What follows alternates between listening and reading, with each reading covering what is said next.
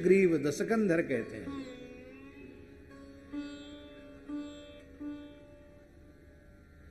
एक प्रकरण तो बाबा ऐसा है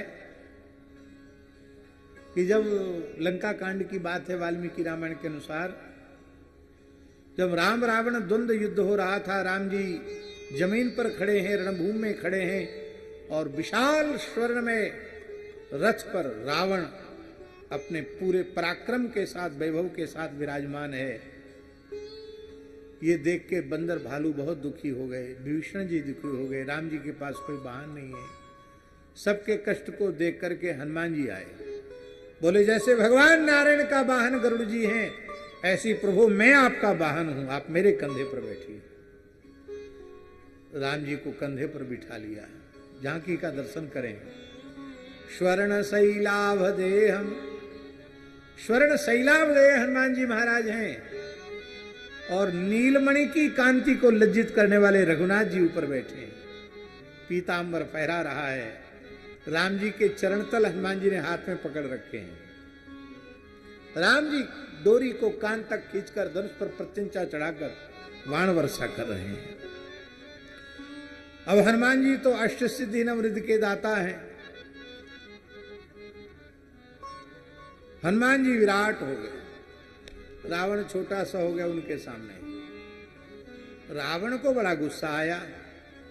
सबसे खतरनाक बंदर यही है, न ये समुद्र लांग कर यहां आता, न राम जी को पता चलता कि कहां जानकी है, न ये समस्या आती राक्षसों के ऊपर। सारी हत्या की जड़ यही है।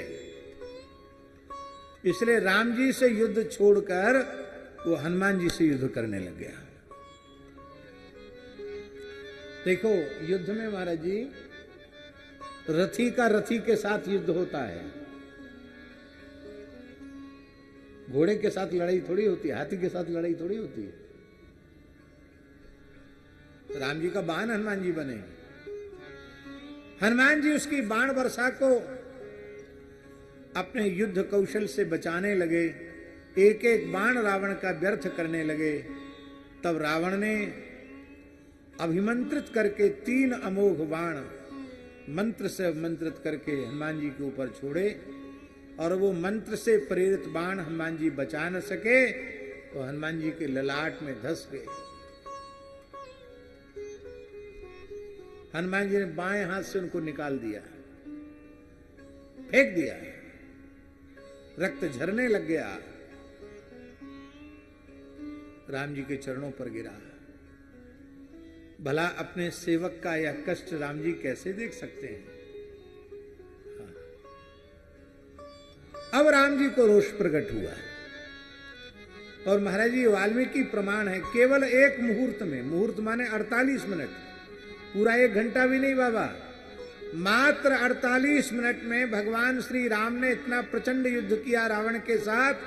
उसके कवच को, उसके अस्त्र को, उसके शस्त्र को, उसके रथ को, उसके अश्व को, उसके सारथी को, उसके अंगरक्षक पार्श्वरक्षक ध्वजा को, उसकी सेना को, संपूर्ण बल को एक मुहूर्त में 48 मिनट में राम जी ने समाप्त कर दिया।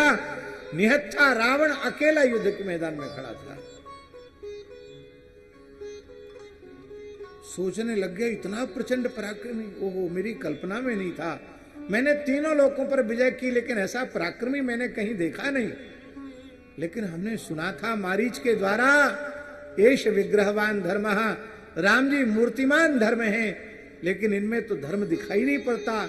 मैं रथ रहित हो गया, कवच रहित हो गया, सेना रहित हो गया, मेरा मुकुट नहीं, कुछ नहीं, फिर भी राम जी बाण वर्षा कर रहे हैं, ये कैसे धर्मनिष्ठ हैं? तो विचार किया रावण ने, तेरी सोच में अंतर हो सकता है, राम जी की धर्मनिष्ठा में नहीं। तब उसको समझ में आया कि टूटे हुए धनुष का टुकड़ा लेकर जो मैं इधर उधर हिला रहा हूं, आत्मरक्षा का प्रयत्न कर रहा हूं, इसी कारण से राम जी का क्रोध हो रहा है। तो उसने जो धनुष का टुकड़ा था उसको फेंक दिया। अब पूरा निहत्था हो गया। जैसे ही पूरा निहत्था हुआ, राम जी ने तुरंत धनुष की प्रत्यंचा उतार दी, युद्ध बंद कर दिया। समझ गया कि हमारी तरफ से कमी थी, राम जी की तरफ से कमी नहीं थी। तब रावण बोला,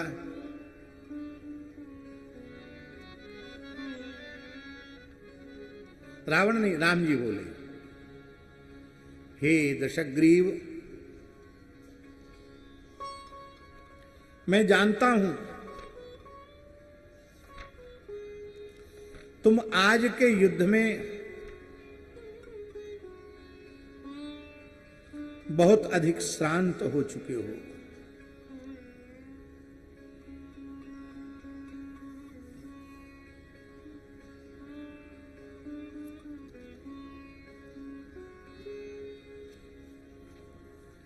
मन में बिल्कुल दुखी मत होना।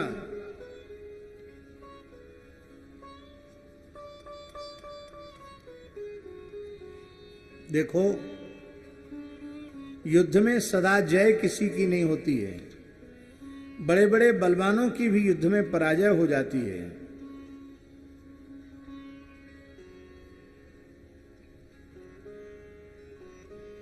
आज के युद्ध में आप थक गए हैं,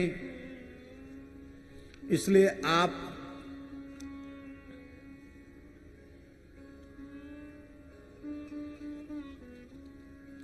बिल्कुल दुखी न हो। हे दशग्रीव,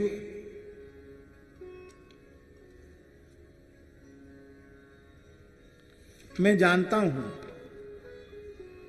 रणार्दितस्त्वं जानामि, मैं जानता हूं दशग्रीव।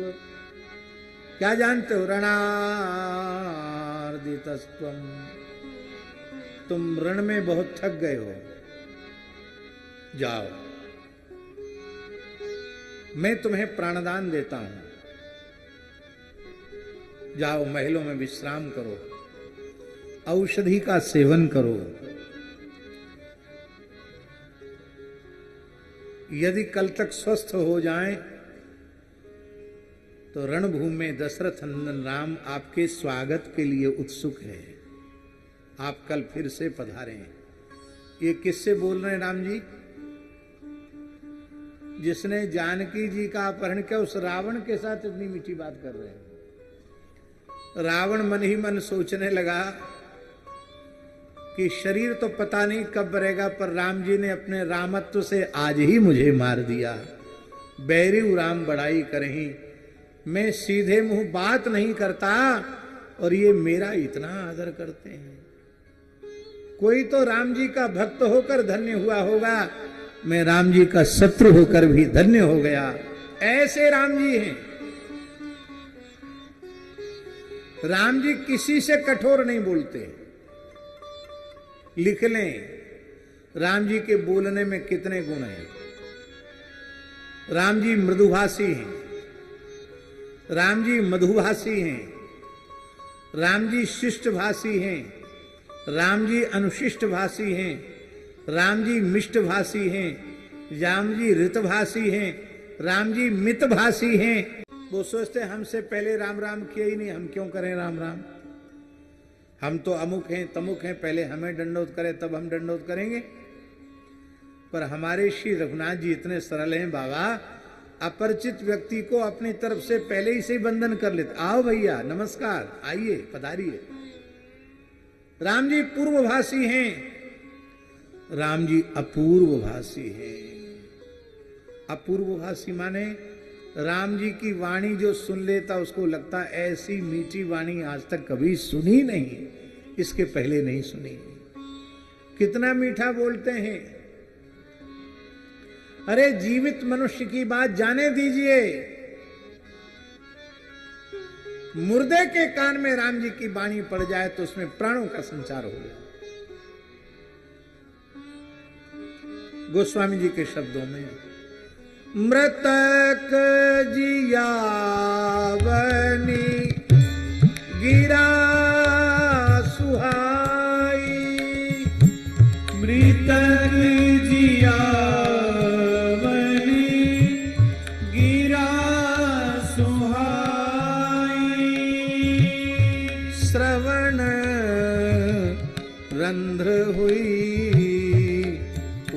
जब आई, श्रवण रंग हुई उर जब आई, हृष्ट पुष्ट तन भय सुहाए,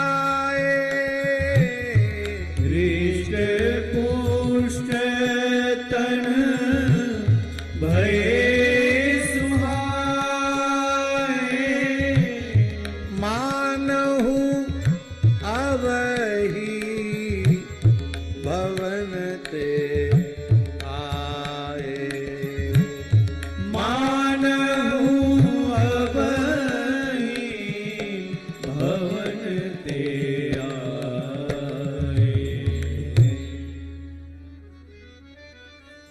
आहा। बहुश्रुत विद्वानों का, ज्ञान वृद्धों का, साधन वृद्धों का, तप वृद्धों का, वयो वृद्धों का सम्मान करते हैं। और महाराज जी लिखा है ब्राह्मणा नाम उपासिता, ब्राह्मणों की तो राम जी उपासना करते हैं। हम लोग भगवान की उपासना करते हैं और भगवान गौओं की उपासना करते हैं, भगवान संतों की उपासना करते हैं, भगवान ब्राह्मणों की उपासना करते हैं। इसलिए हमारे पूज्य गुरुदेव भक्तमाली जी कहते थे कि भगवान तो इष्ट हैं पर गौ ब्राह्मण साधु इष्ट नहीं, अति इष्ट हैं। क्योंकि हमारे इष्ट देव इनको अपना इष्ट मानते हैं, इसलिए इष्ट का इष्ट होने से अति इष्ट हैं। इनकी प्रसन्नता से भगवान की प्रसन्नता जीव को सहज ही प्राप्त हो जाती है। अब देखो राम जी के गुणों का जब प्रजा ने वर्णन किया तो दशरथ जी के नेत्रों से प्रेमाश्रुधार बहने लगी। बोले आप लोगों के मुख से राम जी की कीर्ति सुनने के लिए, उनके गुणों को सुनने के लिए मैंने ये पेतरा का प्रयोग किया था। वस्तुतः मैं भी यही चाहता हूं कि श्री राम जी राजा बने। तो महाराज जी ये अर्थ से शुरू हो रहा है अयोध्या कांड, पर राम जी ने उसको स्वीकार नहीं किया।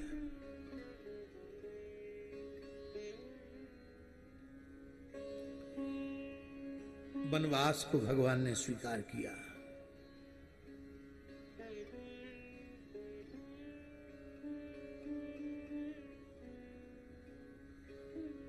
कथा आगे आएगी ही, पर यहां केवल संकेत रूप में वर्णन किया जा रहा है। राम जी के वियोग में महाराज दशरथ ने अपने देह को नहीं रखा। राम राम कही राम कही, राम राम कही राम, तनु परिहर रघुवर विरह, राव गयो सुरधाम।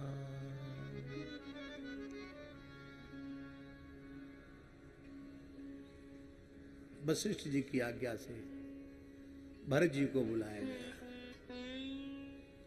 कहा आप सिंहासन स्वीकार करो। बाबा कितनी विचित्र बात है।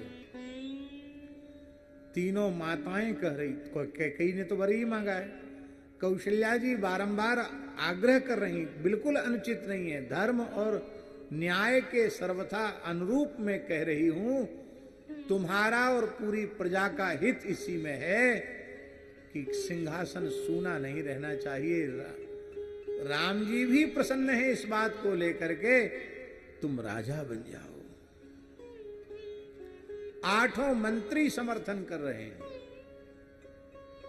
और जिन गुरु जी के बारे में कहा गया आज्ञा गुरुणाम अविचारणीया, आज्ञा गुरुणाम अनुपालनीया, गुरुजनों की आज्ञा में विचार नहीं करना चाहिए, वे गुरु वशिष्ठ भी कह रहे हैं कि भरत तुम सिंहासन स्वीकार करो। लेकिन भरत जी बोले नहीं, आप सब हमारे हित की बात कह रहे हैं और हित की बात ग्रहण करनी चाहिए। फिर माता पिता गुरु मंत्री सब बड़े बूढ़े कहें तो जरूर ग्रहण करनी चाहिए, लेकिन सबका अलग अलग हित होता है, क्योंकि सबकी मानसिकता अलग अलग होती है, इसलिए सब अलग अलग प्रकार का अपना हित सोच के रखते हैं। हमारा हित हमको पता है किसमें है। आप लोग जो हमारे हित की व्याख्या कर रहे हैं उसमें हमारा हित नहीं है। आपका हित किसमें है? हित हमार सियपति शिवकाई। हमारा परम हित तो श्री सीतानाथ श्री राघवेंद्र प्रभु के चरण कमलों की सेवा है। सोई हर लीनी मातु कुटिलाई। वो जो मेरा हित था वो तो मेरी जन्मदात्री मां ने ही छीन लिया। इसलिए आप लोगों की बात आप जाने, मैं तो अपने हृदय की बात कह रहा हूं। आपनी दारुण दीनता सब ही कहूं सिरुनाए। देखे बिन रघुनाथ पद। ये पूर्वभाषी। बहुत से लोग ऐसे होते हैं, वो सोचते हमसे पहले राम राम किया ही नहीं, हम क्यों करें राम राम। हम तो अमुक हैं तमुक हैं, पहले हमें दंडोत करें तब हम दंडोत करेंगे।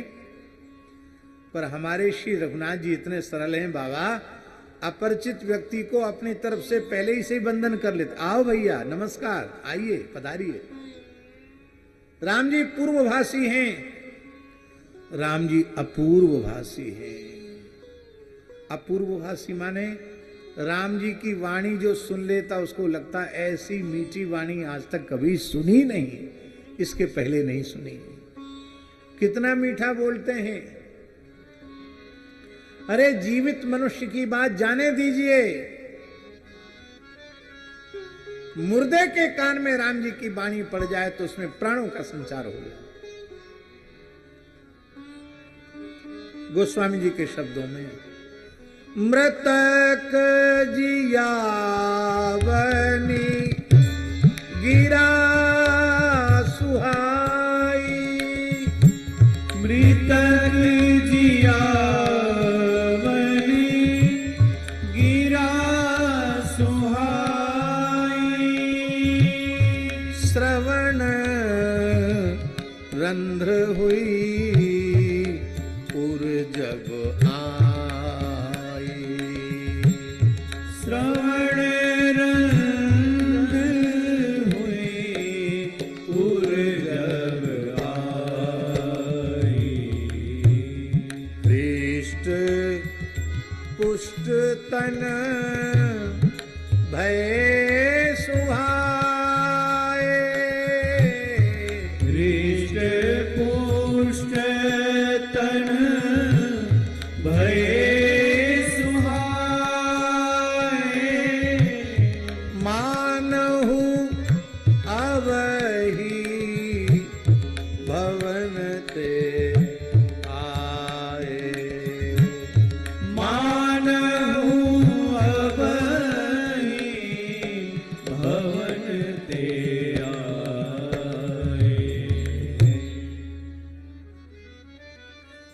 आहा। बहुश्रुत विद्वानों का, ज्ञान वृद्धों का, साधन वृद्धों का, तप वृद्धों का, वयो वृद्धों का सम्मान करते हैं। और महाराज जी लिखा है, ब्राह्मणा नाम उपासिता। ब्राह्मणों की तो राम जी उपासना करते हैं। हम लोग भगवान की उपासना करते हैं और भगवान गौओं की उपासना करते हैं, भगवान संतों की उपासना करते हैं, भगवान ब्राह्मणों की उपासना करते हैं। इसलिए हमारे पूज्य गुरुदेव भक्तमाली जी कहते थे कि भगवान तो इष्ट हैं पर गौ ब्राह्मण साधु इष्ट नहीं, अति इष्ट हैं। क्योंकि हमारे इष्ट देव इनको अपना इष्ट मानते हैं, इसलिए इष्ट का इष्ट होने से अति इष्ट हैं। इनकी प्रसन्नता से भगवान की प्रसन्नता जीव को सहज ही प्राप्त हो जाती है। अब देखो, राम जी के गुणों का जब प्रजा ने वर्णन किया तो दशरथ जी के नेत्रों से प्रेमाश्रुधार बहने लगी। बोले, आप लोगों के मुख से राम जी की कीर्ति सुनने के लिए, उनके गुणों को सुनने के लिए मैंने ये पेतरा का प्रयोग किया था। वस्तुतः मैं भी यही चाहता हूं कि श्री राम जी राजा बने। तो महाराज ये अर्थ से शुरू हो रहा है अयोध्या कांड, पर राम जी ने उसको स्वीकार नहीं किया।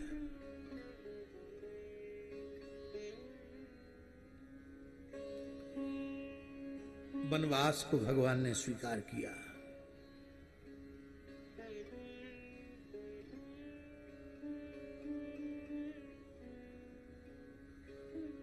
कथा आगे आएगी ही, पर यहां केवल संकेत रूप में वर्णन किया जा रहा है। राम जी के वियोग में महाराज दशरथ ने अपने देह को नहीं रखा।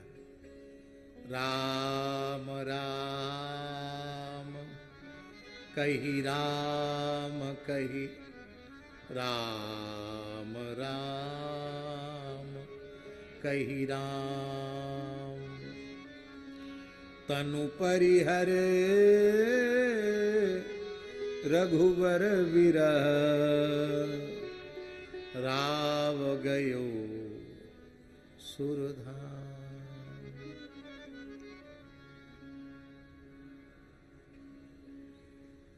वशिष्ठ जी की आज्ञा से भरत जी को बुलाया गया।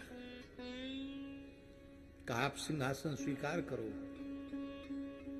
बाबा, कितनी विचित्र बात है।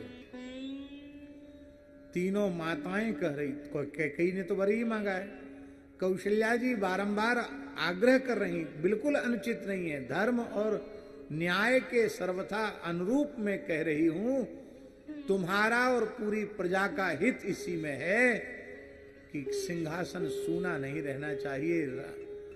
राम जी भी प्रसन्न है इस बात को लेकर के, तुम राजा बन जाओ। 8 मंत्री समर्थन कर रहे हैं।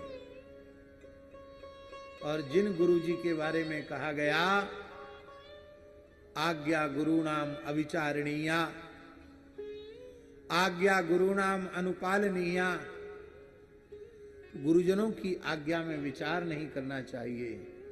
वे गुरु वशिष्ठ भी कह रहे हैं कि भरत तुम सिंहासन स्वीकार करो। लेकिन भरत जी बोले नहीं, आप सब हमारे हित की बात कह रहे हैं और हित की बात ग्रहण करनी चाहिए।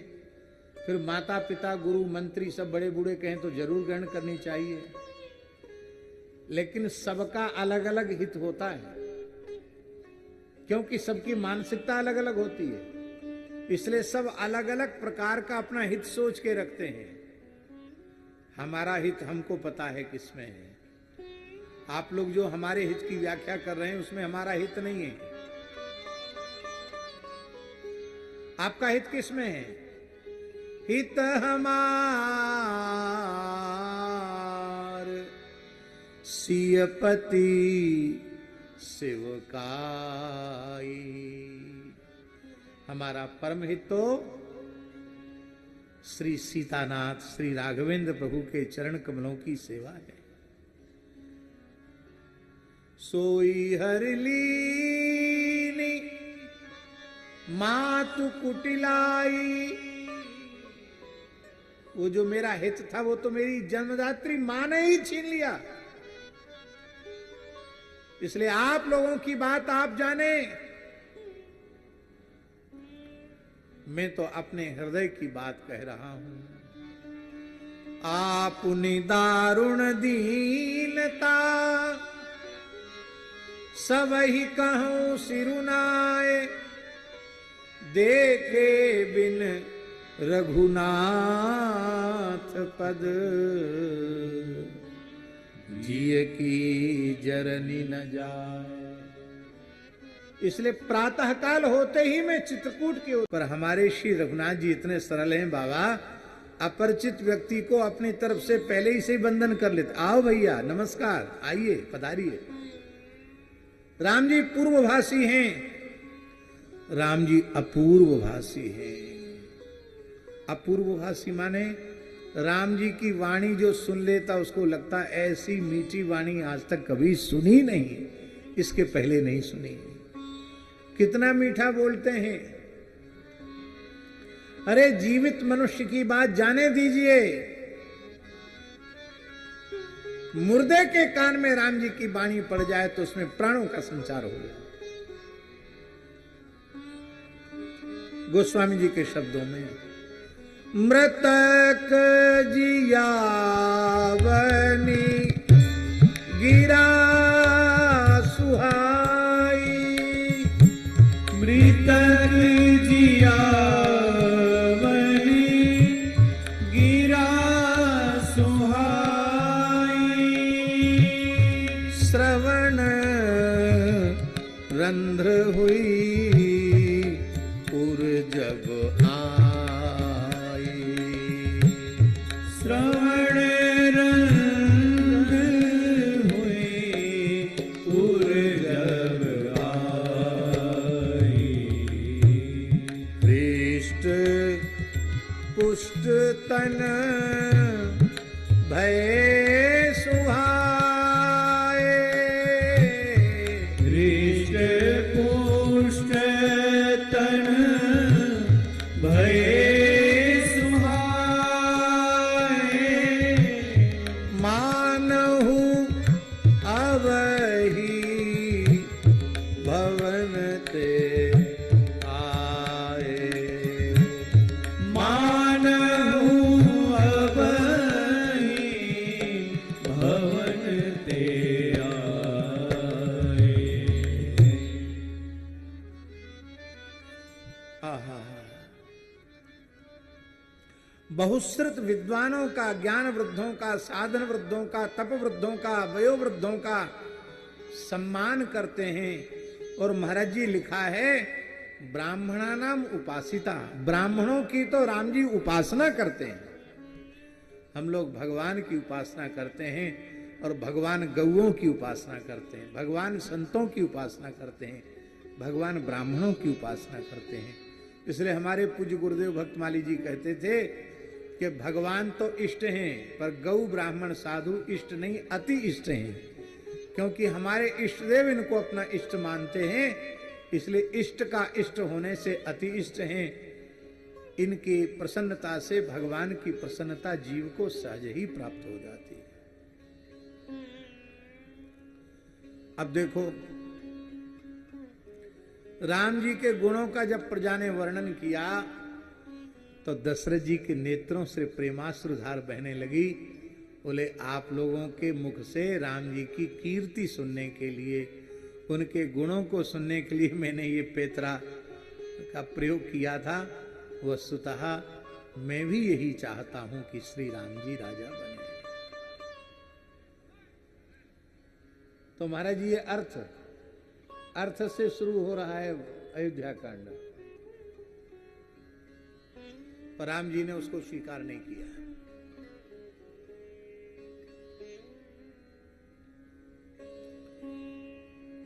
वनवास को भगवान ने स्वीकार किया।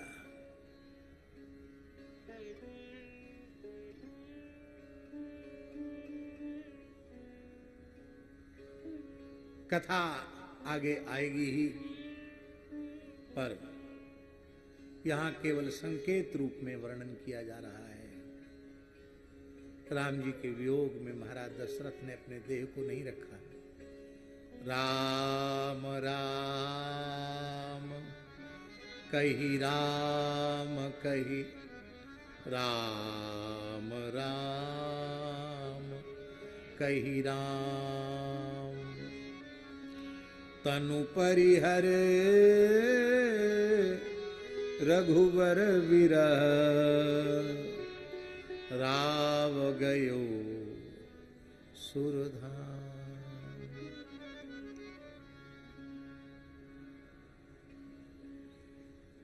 वशिष्ठ जी की आज्ञा से भरत जी को बुलाया गया। कहा आप सिंहासन स्वीकार करो। बाबा कितनी विचित्र बात है। तीनों माताएं कह रही, कैकेयी ने तो वर ही मांगा है, कौशल्या जी बारंबार आग्रह कर रही, बिल्कुल अनुचित नहीं है, धर्म और न्याय के सर्वथा अनुरूप में कह रही हूं, तुम्हारा और पूरी प्रजा का हित इसी में है कि सिंहासन सूना नहीं रहना चाहिए। राम जी भी प्रसन्न है इस बात को लेकर के, तुम राजा बन जाओ। 8 मंत्री समर्थन कर रहे हैं। और जिन गुरु जी के बारे में कहा गया, आज्ञा गुरुणाम अविचारणीया, आज्ञा गुरुणाम अनुपालनीया, गुरुजनों की आज्ञा में विचार नहीं करना चाहिए। वे गुरु वशिष्ठ भी कह रहे हैं कि भरत तुम सिंहासन स्वीकार करो। लेकिन भरत जी बोले नहीं, आप सब हमारे हित की बात कह रहे हैं और हित की बात ग्रहण करनी चाहिए। फिर माता पिता गुरु मंत्री सब बड़े बूढ़े कहें तो जरूर ग्रहण करनी चाहिए, लेकिन सबका अलग अलग हित होता है, क्योंकि सबकी मानसिकता अलग अलग होती है।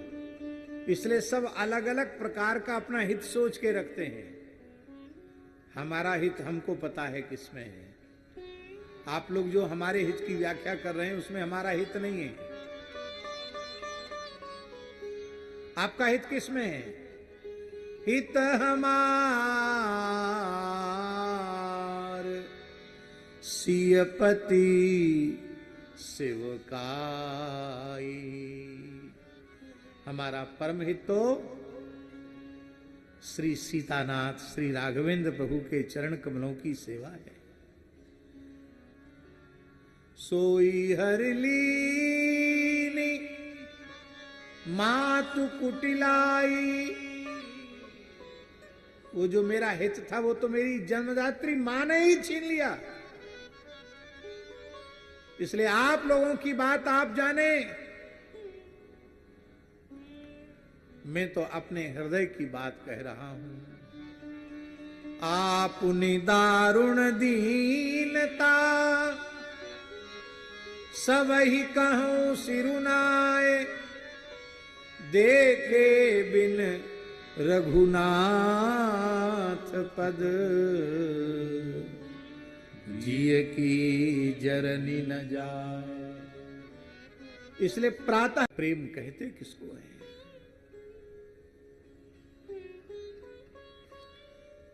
अर्थों का समूह राम जी के पास भी आ रहा है।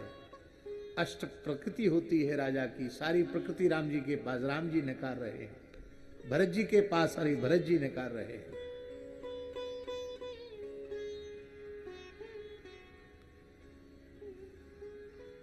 और एक बड़ी सूक्ष्म बात है, बड़ी सूक्ष्म बात यह है, लोग कहते हैं कि भरत जी राम जी को वापस ले जाना चाहते थे। भरत जी की भी बात पूरी नहीं हुई, राम जी को वापस नहीं ले जा पाए, चित्रकूट में ही छोड़ के आना पड़ा सीताराम जी को।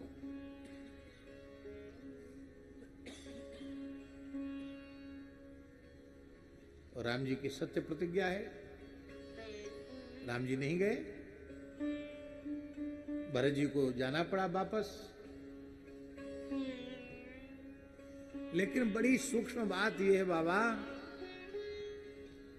कि वस्तुतः भरत जी राम जी को लेके वापस चले गए। भरत जी का संकल्प था कि हम राम जी को राजा बनाएंगे,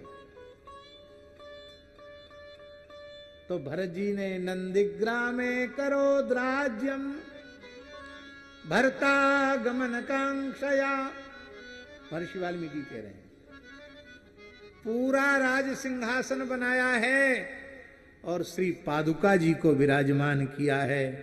और पादुका जी को विराजमान करके मांग मांग आयुष करत राज काज बहु भांति। वो पादुका जी ही भरत जी की निष्ठा से सीताराम जी हो गई सिंहासन पर विराजमान, और एक एक आज्ञा मांग करके सेवा करते हैं। इसका मतलब क्या हुआ? भरत जी ने अपने प्रेम के कारण सीताराम जी को सिंहासन पर बैठा करके ही चैन लिया, और हित हमार सीपति शिवकाई के अनुसार हित भी किया, 14 वर्ष तक सेवा भी की, और राम जी के नियम की भी रक्षा की, राम जी के सत्य की भी रक्षा की। राम जी अपने स्वरूप में वहां हैं, पादुका जी के स्वरूप में वहां हैं। हमारे एक बहुत प्रेमी संत थे गीता वाटिका गोरखपुर के श्री नारायण भैया जी। हमसे बड़ा स्नेह करते थे। जब कभी गीता वाटिका जाते तो गीता वाट के जगह वही थे। जगह जानते हो ना, जगह जो बही खोल के सब इतिहास सुनाते हैं। तो पूज्य सेठ जी का, भाई जी का, बाबा का इतना उनके पास भंडार था कि रात भर कहते रहे तो भी कम ना पड़े। कई बार तो हमारे निकट वाले महात्मा कहते अब भैया आ गए, अब आपका, और वैसी 2 टाइम की उस समय कथा होती थी, अब भैया आ गए, घंटा 2 घंटा तो आपका जाएगा ही। कई बार बात पूरी नहीं होती तो उनकी कुटिया तक हम चले जाते थे सुनते सुनते। तो उन्होंने एक संस्मरण सुनाया। परम पूज्य श्री राधा बाबा महाराज ने आज्ञा दी कि तुम 16 गीत का पाठ वृंदावन में रह के इतने दिन तक इतनी संख्या में इस विधि से पाठ करना, बिहारी जी के मंदिर में बैठ के करना, बिहारी जी के संग। अब बाबा की आज्ञा से वहां बैठे, वहां भीड़ में कहां, और पुजारी पंडा तो इसी नजर से हर व्यक्ति को देखते हैं कि कहीं ये यहाँ पुजाने के लिए दुकान खोल के तो नहीं बैठ गया। तो वहां लोगों ने उनको परेशान किया, वहां हो नहीं पाया पाठ, मन की एकाग्रता ही नहीं बन पाई। अब बाबा की आज्ञा है, कैसे पालन हो? तो बोले कोई बात आवे तो ठाकुर से पूछ लेना, श्री ठाकुर जी, श्री घनश्याम दास जी ठाकुर जी से पूछ लेना। तो नारायण भैया ने श्री घनश्याम दास ठाकुर जी से पूछा, तो उन्होंने कहा, ठाकुर जी ने कहा कि कल बताएंगे। सवेरे उन्होंने फिर दर्शन किया, आज्ञा करो ठाकुर जी। बोले बाबा ने आज्ञा दे दी है कि तुम जिस कमरे में रहते हो उसी कमरे की किसी भी दीवार को बिहारी जी के गर्भगृह की दीवार मान करके, बिहारी जी सुन रहे हैं ऐसा भाव करके सुनाओ। समाधान तो बहुत अच्छा हो गया। जहां व्यक्ति निवास करता है, जिस आसन पर बैठकर साधन करता है, वहीं कोई कह दे, नियम बता दे तो बड़ी सुविधा है। तो उन्होंने कहा आपने समाधान तो हमारा कर दिया, लेकिन ठाकुर जी क्षमा करना, उसमें मोबाइल का जमाना तो था नहीं कि मोबाइल करके पूछ लिया हो। वो बाबा के पास किसी आधुनिक यंत्र का वो स्पर्श ही नहीं करते थे। आपने कभी सुना कि बाबा ने टेलीफोन से किसी से बात किया? वो छूते नहीं थे मशीन। तो बाबा से पूछ लिया आपने, रात में कैसे पूछ लिया? तब ठाकुर जी ने कहा, नारायण जी इसका रहस्य बताते हैं। तो बाबा के चरणों में धारण की हुई पादुका थी। बोले हमने रात को पूछा, बाबा ने प्रकट होके कहा ऐसा कह दो। ये बात हम इसलिए कह रहे हैं कि जिन पूज्य घनश्याम ठाकुर जी का हमने अनेकों बार दर्शन किया, वो पूज्य घनश्याम दास जी ठाकुर जी बाबा की पादुका से प्रत्यक्ष प्रकट होकर आज्ञा ले सकते हैं। तो प्रेम मूर्ति श्री भरतलाल जी श्री रघुनाथ जी की पादुका से श्री सीताराम जी को प्रकट करके आज्ञा क्यों नहीं ले सकते?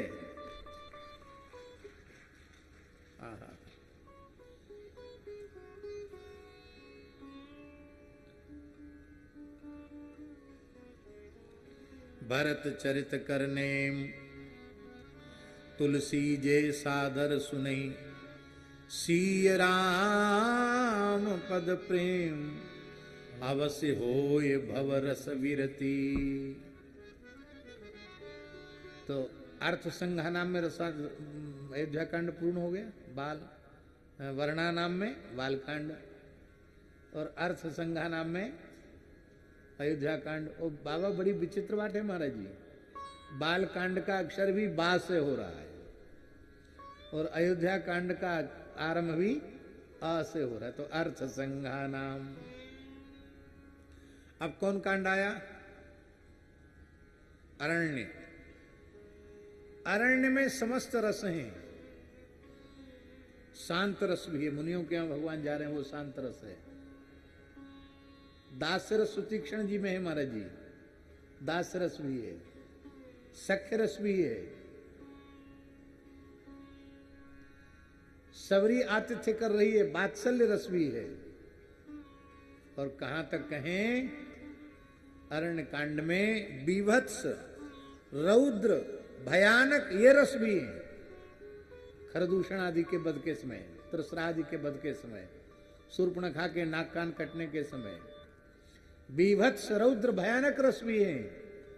और संपूर्ण रसों का राजा श्रृंगार है, और श्रृंगार रस भी अरण्य कांड।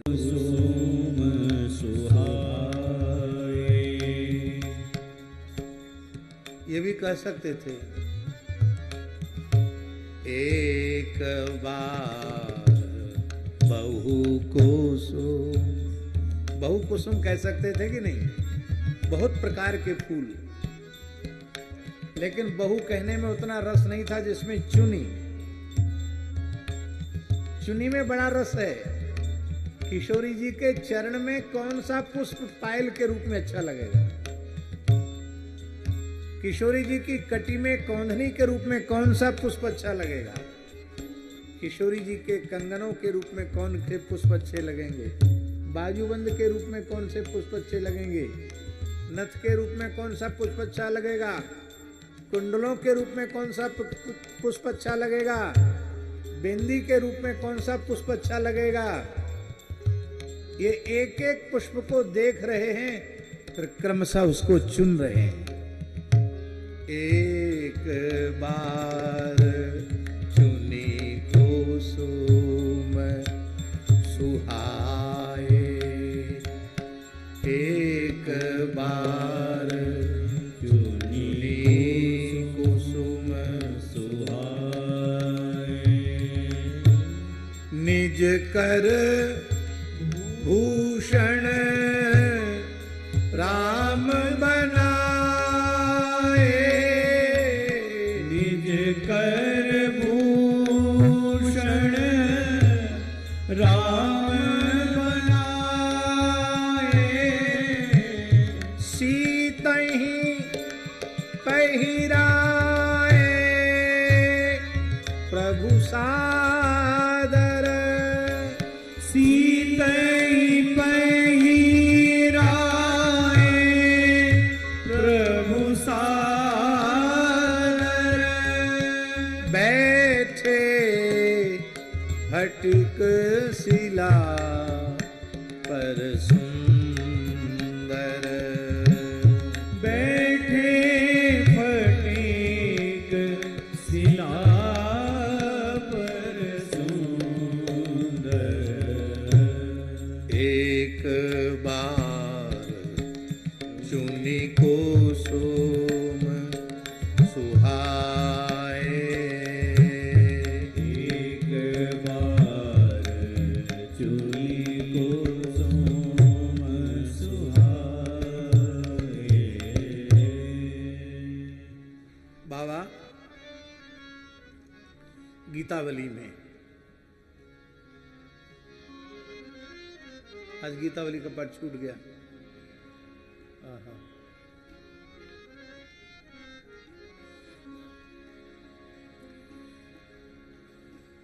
गोस्वामी श्री तुलसीदास जी महाराज, जिनके संबंध में लोग यही मानते हैं कि गोस्वामी जी केवल मर्यादा में ही रहते हैं, उनका प्रधान दास्य भाव है, मधुर भाव में उनका प्रवेश नहीं है, ऐसा कतिपय लोग कहते हैं। पर जो ऐसा सोचते हैं या ऐसा कहते हैं वो अपराधी है।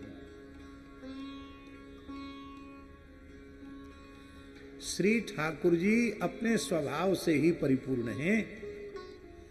अपने भक्त को किसी रस और किसी भाव से ठाकुर जी वंचित नहीं रखते।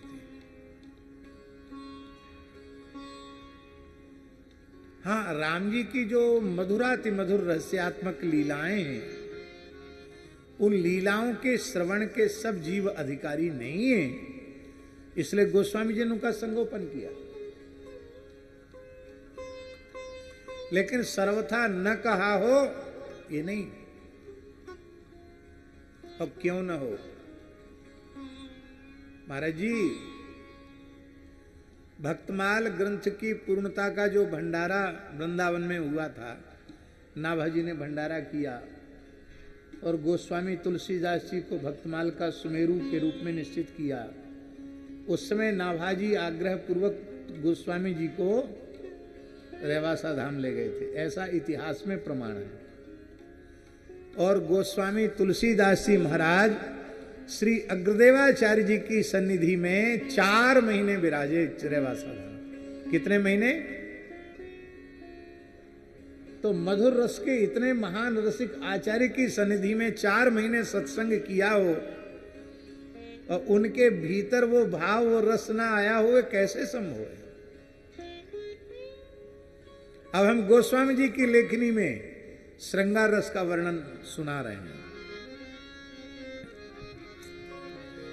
बिरचित तह पर्णसाल अति विचित्र लखन लाल।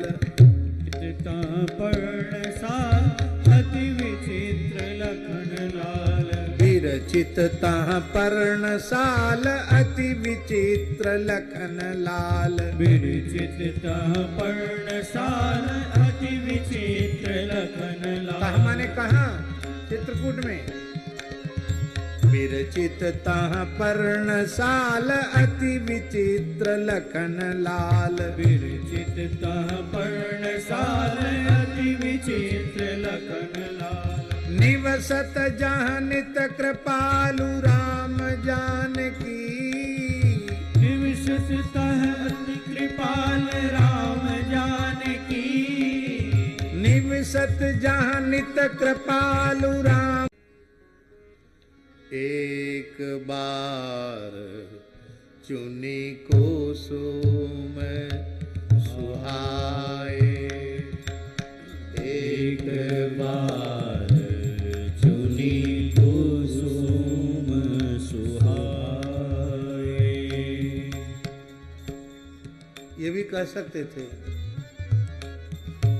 एक बार बहु कुसुम। बहु कुसुम कह सकते थे कि नहीं? बहुत प्रकार के फूल, लेकिन बहु कहने में उतना रस नहीं था जिसमें चुनी। चुनी में बड़ा रस है। किशोरी जी के चरण में कौन सा पुष्प पायल के रूप में अच्छा लगेगा? किशोरी जी की कटी में कौंधनी के रूप में कौन सा पुष्प अच्छा लगेगा? किशोरी जी के कंगनों के रूप में कौन से पुष्प अच्छे लगेंगे? बाजूबंद के रूप में कौन से पुष्प अच्छे लगेंगे? नथ के रूप में कौन सा पुष्प अच्छा लगेगा? कुंडलों के रूप में कौन सा पुष्प अच्छा लगेगा? बिंदी के रूप में कौन सा पुष्प अच्छा लगेगा? ये एक एक पुष्प को देख रहे हैं, फिर क्रमशः उसको चुन रहे हैं।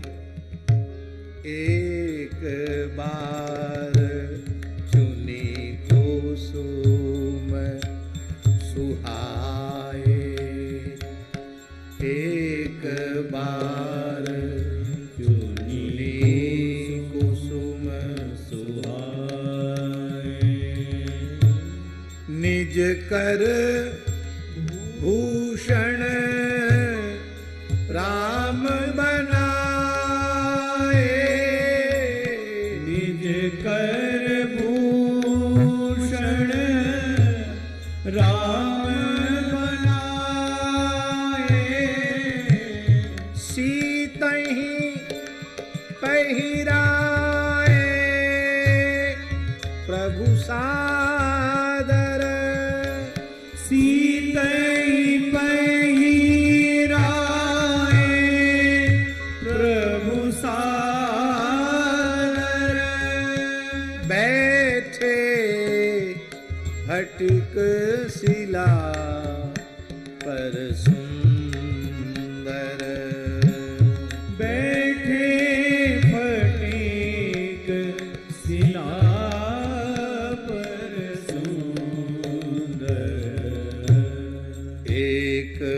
बार चुनी को सोम सुहाए।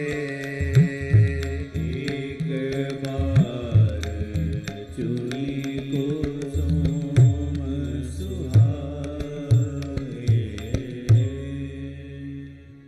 बाबा गीतावली में,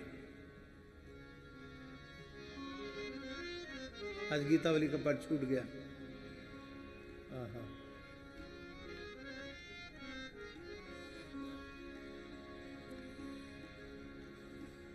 गोस्वामी श्री तुलसीदास जी महाराज, जिनके संबंध में लोग यही मानते हैं कि गोस्वामी जी केवल मर्यादा में ही रहते हैं, उनका प्रधान दास्य भाव है, मधुर भाव में उनका प्रवेश नहीं है, ऐसा कतिपय लोग कहते हैं। पर जो ऐसा सोचते हैं या ऐसा कहते हैं वो अपराधी है।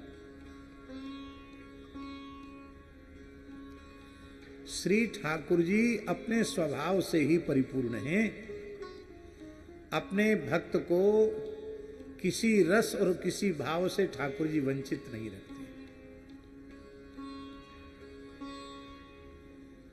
हाँ, राम जी की जो मधुराति मधुर रहस्यात्मक लीलाएं हैं, उन लीलाओं के श्रवण के सब जीव अधिकारी नहीं हैं, इसलिए गोस्वामी जी ने उनका संगोपन किया। लेकिन सर्वथा न कहा हो ये नहीं। अब क्यों न हो महाराज जी, भक्तमाल ग्रंथ की पूर्णता का जो भंडारा वृंदावन में हुआ था, नाभाजी ने भंडारा किया और गोस्वामी तुलसीदास जी को भक्तमाल का सुमेरु के रूप में निश्चित किया। उस समय नाभाजी आग्रह पूर्वक गोस्वामी जी को रेवासा धाम ले गए थे, ऐसा इतिहास में प्रमाण है। और गोस्वामी तुलसीदास जी महाराज श्री अग्रदेवाचार्य जी की सन्निधि में 4 महीने विराजे रेवासा धाम। कितने महीने? तो मधुर रस के इतने महान रसिक आचार्य की सन्निधि में 4 महीने सत्संग किया हो और उनके भीतर वो भाव वो रस ना आया हो, कैसे संभव है? अब हम गोस्वामी जी की लेखनी में श्रृंगार रस का वर्णन सुना रहे हैं। बिरचित तह पर्णसाल अति विचित्र लखन लाल। पर्णसाल अति विचित्र लखन लाल। बिरचित तह पर्णसाल अति विचित्र लखन लाल। बिरचित तह पर्णसाल अति विचित्र लखन लाल। तह माने कहाँ? चित्रकूट में। बिरचित तह पर्णसाल अति विचित्र लखन लाल। बिरचित तह पर्णसाल अति विचित्र लखन लाल। निवसत जहाँ नित कृपालु राम जानकी। निवसत तह अति कृपाल राम जानकी। निवसत जहाँ नित कृपालु राम जानकी।